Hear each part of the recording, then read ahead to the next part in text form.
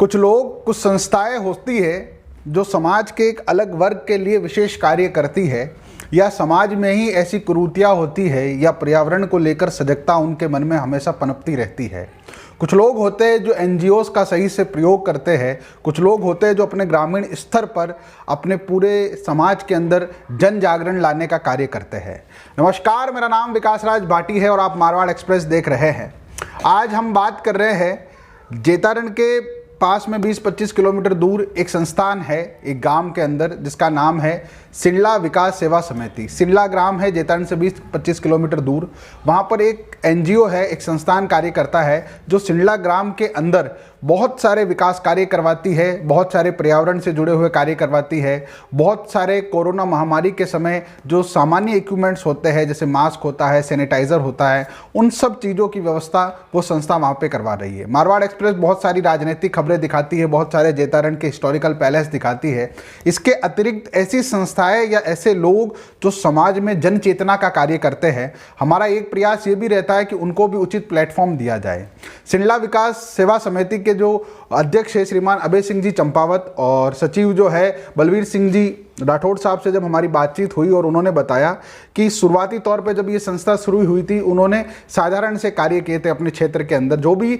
अपने गांव के अंदर थोड़े से विकास कार्य करवाना चाहते हैं या किसी एनजीओ या भामाशाह के बल पर कोई कार्य करवाना चाहते हैं, उन लोगों को ये वीडियो विशेष तरीके से देखना चाहिए कि किस प्रकार ग्रामीण अंचल पर, शहरों पर तो भारी भरकम नाम की बहुत सारी सोसाइटीज़ कार्य करती है और अलग अलग म्यूनसिपालिटियाँ भी कार्य करती है, मगर ग्रामीण स्तर पर जन चेतना इतने व्यापक पैमाने में नहीं होती है। इसीलिए कई बार चीज़ों का अभाव रहता है।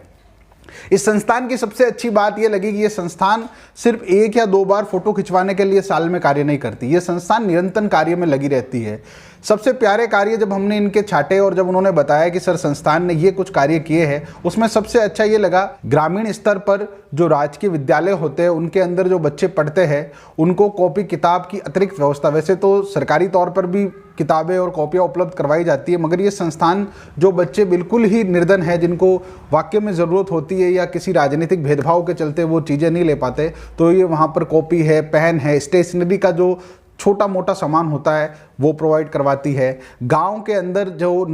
नदी नाले के तालाब के आसपास झाड़ियाँ है, क्योंकि गाँवों के जस्ट बाहर एक तालाब होता है जो जल सरोवर के तौर पर काम में आता था, पूरा जल स्रोत हुआ करता था किसी ज़माने में। आज भी गाँवों में बहुत सारे गाँवों के बाहर जल स्रोत है, मगर उनकी हालत बड़ी ही त्रस्त हो चुकी है। मगर ये संस्थान अच्छा कार्य करती है कि जितने भी पुराने जल स्रोत है, क्योंकि राजस्थान में बरसात की हमेशा से किल्लतें रही है, बरसात में जो पानी आता है वो निकल जाता है, तो इन्होंने सिंडला के आसपास जो एक छोटा सा नाडा या तालाब है उसके आसपास साफ सफाई करवाई है, थोड़ा सा डेकोरेट करवाया है। गांव के अंदर जो नालियां है जो स्वच्छता का प्रतीक मानी जाती है, उनकी रिपेयरिंग करवाने का कार्य हुआ वो भी उन्होंने बड़ी सुगमता से किया है। इसके अतिरिक्त कोविड जैसी इस महामारी के दौर के अंदर जब ग्रामीण स्तरों पर बीमारी के बारे में पता चला तो लोगों में हड़बड़ी मच गई कि क्या करना है क्या नहीं करना है, तो इस संस्थान ने वहां पर भी जन जागरण का बहुत सुंदर कार्य किया है। लोगों को मास्क वितरण करना हो, सैनिटाइजर के बारे में बताना हो, या फिर छोटी मोटी जो भी आवश्यकताएं हैं उन सब के बारे में लोगों को जागृत करने का ये संस्थान कार्य करती रहती है।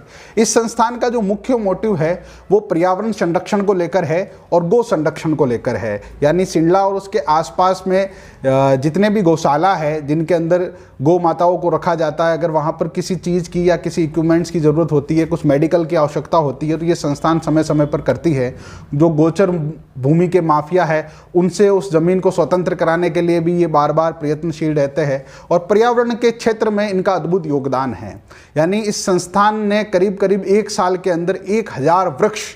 लगाने का ये टारगेट लेकर चलते हैं। अलग अलग सीजन में ये लगाते रहते हैं। बहुत सारे संस्थान हैं जो बरसात की सीजन में वो वृक्ष लगाते हैं, मगर इस संस्थान की सबसे अच्छी बात ये कि पर्यावरण को समर्पित होने के कारण हर सीजन में, कौन से सीजन में, विंटर में कौन सा हो सकता है, समर में कौन सा हो सकता है, गर्मियों में ये है, सर्दियों में ये, उस हिसाब से ये पौधे लगाते रहते हैं। अभी भी कुछ दिन पहले इनका वृक्षारोपण का कार्यक्रम था, जब हम जाके आए तब हमने इस संस्थान के बारे में जानकारियां जुटाई, तो पूरे ग्रामीण स्तर पर बहुत पॉजिटिव हमें माहौल लगा कि ये संस्था सच में वहाँ बहुत अच्छा कार्य कर रही है।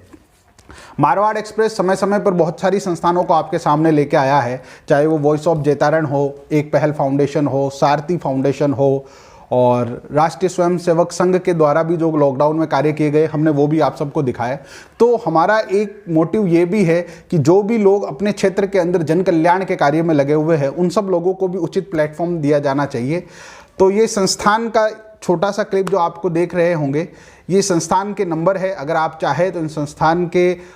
अध्यक्ष अभय सिंह जी चंपावत और सचिव बलवीर सिंह जी राठौड़ साहब से आप बातचीत कर सकते हैं। इस संस्थान में जो भामाशाह आगे आना चाहते हैं या और कोई प्रत्यक्ष या अप्रत्यक्ष तरीके से सहयोग करना चाहता है, सिंडला ग्राम, निम्बोल, दीपावास आसपास के जो भी क्षेत्र के लोग हमें सुन रहे हैं या मारवाड़ एक्सप्रेस के चाहने वाले हैं, उनसे भी हमारा निवेदन है कि वो लोग भी संस्था से जुड़े और जनहित के, जन कल्याण के कार्यों को और अधिक सुगमता से और अधिक उच्च स्तर से कार्यों को निर्वहन करें। मारवाड़ एक्सप्रेस ऐसी सब संस्थाओं को तहे दिल से हार्दिक आभार व्यक्त करती है और मन के अंदर अंतस से बहुत बहुत शुभकामनाएं देती है कि आपके ये कार्य चलते रहे, जिससे किसी ना किसी गरीब व्यक्ति का फ़ायदा होता रहे, किसी ग्रामीण स्तर का जो बिल्कुल खराब हो चुका माहौल है अच्छे स्तर में आ जाए, ऐसी हम कामना करते हैं। बहुत बहुत धन्यवाद।